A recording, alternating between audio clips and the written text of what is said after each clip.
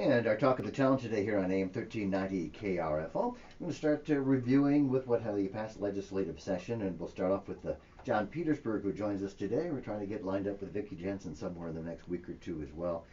Oh, it was a hectic session, though, wasn't it, John?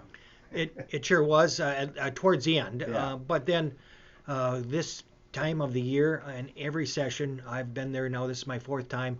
It seems like it's always like this. It's, as I tell people, because we have these major bills that all have to fit together, it's kind of like putting together a Rubik's Cube, and until you make the last twist, it doesn't fall together. And because of that, it seems chaotic to a lot of people out there, but in reality, it's so important for us to make sure that when we end up with all the bills passed, that they actually mesh and that we have a balanced budget. So there's a lot of high-level negotiations on the primary costs and expenses, and then the rest of it is debated and discussed on the floor or in conference committees, and then moves on. So it sounds chaotic, and certainly we had a kind of a tumultuous very end that kind of caught most of us off guard, and so we certainly could talk about that. But before we do, I do want to say a couple of things that are coming up today. We have a press conference at 11:30 over at SETI Sports Center, in which we'll be talking a little bit about the bonding bill and what was in it and what didn't get passed because of it. And Kurt Dowd, our speaker, will be there to talk about that and just kind of give insights. And we'll talk a little bit about that later too. And then later tonight, of course, I have a town hall meeting over at Sportsman's Grill as well. So that's all on my website and so forth. And so I appreciate people coming and visit. But there was a lot of good things that happened this session as well. Okay. Your meeting tonight, 5 to 7, so constituents can sit and talk and find out more and ask questions. A little more about the conference today at 11:30. Is it basically just going to be a row of speakers talking, or what? Do you know what the format is, or not? Well, it'll start out with the speaker just commenting on the bonding bill, what was in the bonding bill that now is not involved, and there was a lot of dollars in there for Highway 14. Matter of fact, I believe there was enough money in the bonding bill to actually finish the next section of 14 between here and Dodge Center. It was about another 4 or 5 mile section that would have been finished with this. It would have also eliminated a railroad crossing because it would have gone up over the top at the end of that section. And there just were a lot of things. I was heavily involved in putting together that portion, the transportation portion of the bill. And I was in conference with people until about 4 o'clock in the morning. I was the only legislator, and then we had 3 staff in which we actually put together the packages, and we were very careful to make sure that it was evenly handed between Democrat districts and Republican districts, and that the money would have the biggest impact in greater Minnesota. The total package between the bonding bill and the corridors of commerce bill that I put together that were combined, that used the $300 million surplus that would have gone into the transportation bill, that totaled close to $700 million that could have been spent this year on roads and bridge projects. It was set to go towards impact for everything, including dollars going to small cities and townships that have never gotten transportation dollars at this point. Everything was needed. We had $90 million in for local bridge fund and $90 million in for other local road projects. But that'll be the primary discussion of the press conference. And then I think a couple of us will have opportunity to speak a little bit, and then there will be questions from the press and others that are there. I'm assuming, but I don't know. You think the governor will call you back later on? I would guess, or not for sure. Well, we never know. It is entirely up to the governor. The governor is the only one that can call a special session. Generally speaking, the governor, when he decides to call a special session, will bring in the 4 primary leaders of both caucuses and both bodies and talk about what parameters and conditions the special session will be, and then all the leaders will have to agree to abide by those conditions. And I believe there's so much good things in the bonding bill, especially for University of Minnesota and MnSCU and some of the other programs that the governor really wants too, that it would seem likely that he will call a special session. But again, with the conditions and parameters and whether or not they can negotiate those terms, I don't know when it would occur and whether or not we can get it all negotiated. Well, Rob, we'll go back and kind of talk about the session. One thing that will affect anybody 18 or older is we're going to have primaries, huh? Yes, but only for the presidential primary. So that's the only item that'll be on the ballot will be the presidential primary, and it will be an open primary so that people can participate. After this past primary caucus, I should say caucus program, it was very evident that there are a lot of people were concerned that they didn't get a chance to really have voice in that primary, and there are a lot of good points and there are some downsides to it too. But the hope is that the caucus will still stay a caucus. The major parties will still hold their caucuses as well at a different date to be able to do the things that they need to do. But as far as a presidential primary, it is set to go. In talking with constituents, have you had any feedback like, well, I'm not really sure what that caucus is all about, or I don't belong to a party? Have you gotten feedback like that at all? Or?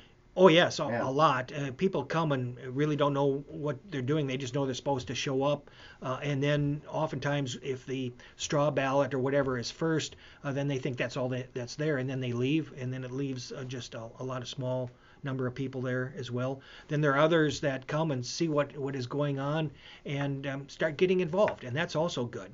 So we don't want to minimize the caucus for developing platform and strategy and the other local candidates that are necessary, but for the presidential, it was felt that a primary was much more sufficient.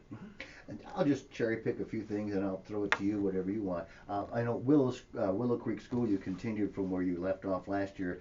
Just talk a little bit about the experience these young folks got to experience, thanks to you. Well, absolutely. That was one of the more fun bills that I got to sponsor and pass, and to me it is probably more about what the state legislature ought to be involved with, and that is getting people included into the bill process.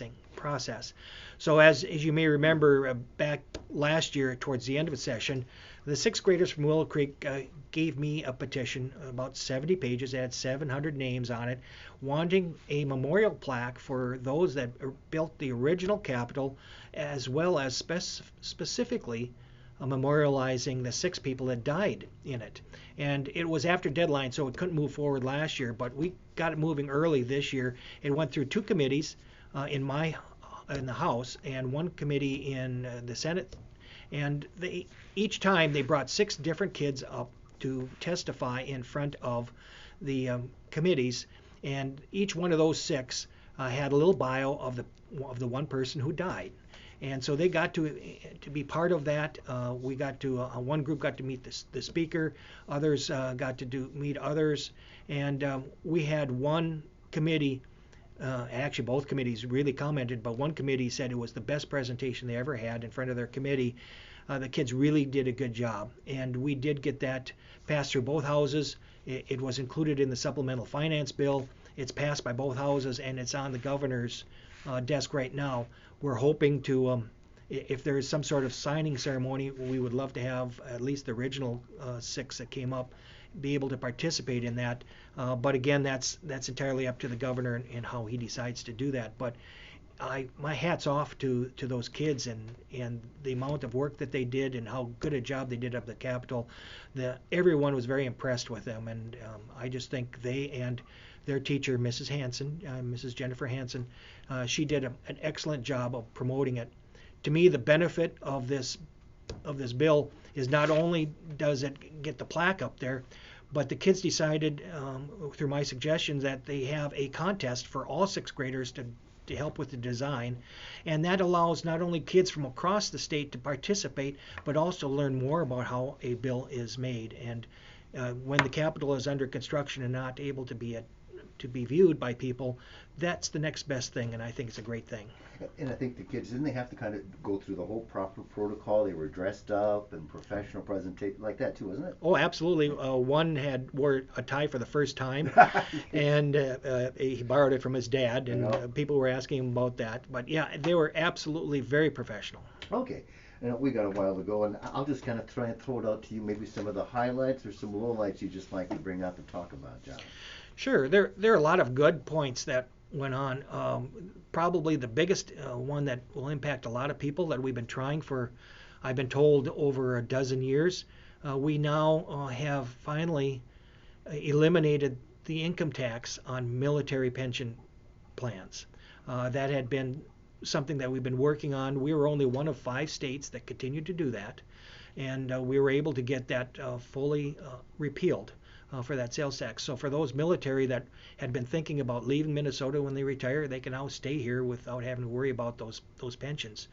We're trying to do the same thing with Social Security benefits. I don't think we got that all in, but there are a lot of other tax provisions that will be benefiting throughout the state and throughout the community. Student loans too, isn't there something with student loans? Yeah, there was some forgiveness there as well. There was some threshold levels that were increased for property taxes that will ease some of the property tax burdens for small businesses and some individuals as well. So there was a lot of things going on. I also was able to get some tax relief for the new electric plant that's being built here in Owatonna as well. That's also something that will help keep rates down also. So there are a lot of things. I'm trying to think of some of the others. One of the things that I do want to comment is a lot of people believe that there's a lot of gridlock up in Minneapolis, St. Paul, and that we always can't compromise. But there are probably only a dozen or so bills that really were partisan, went down by partisan lines. Most of the bills actually are almost unanimous with 10 or less votes against it. And so I think we need to always remember that we do get a lot of things done. It's only when we start getting into kind of a core values of opposing views where we have more difficulty in that compromise, because nobody wants to compromise on their core values. But we do work together. We talk a lot between parties and individuals, and we do the best we can to do the best for the state. I suppose the lack of the bonding and 14 is one of those, like, oh, is there another issue or another thing that makes you kind of go, oh, shucks, I don't like that, or I wish it would have gone differently, or not? Well, there was another smaller issue that I was working on, but very important for just outside my district at Farm America, in which we've been trying to get the admissions for Farm America excluded from having to be collected with sales tax.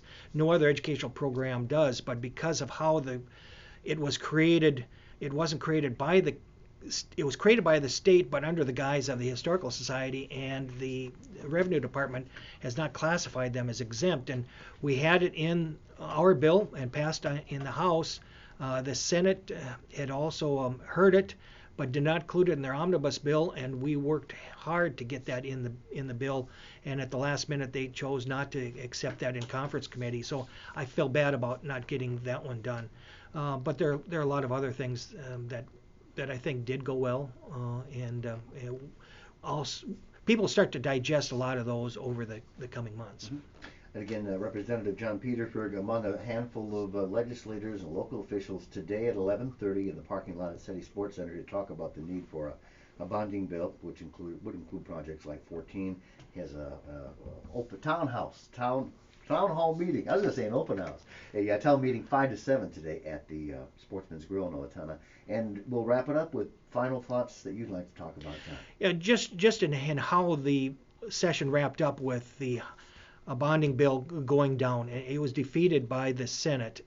Basically, they passed it, but they passed it with an amendment that would have allowed for doubling down on the amount available to go to Southwest Light Rail and Light Rail up there in the transportation. So basically, we killed all the transportation issues we had just so that the Senate could exercise their muscles wanting that rail system. And nobody around here wants it. The state in general didn't like it.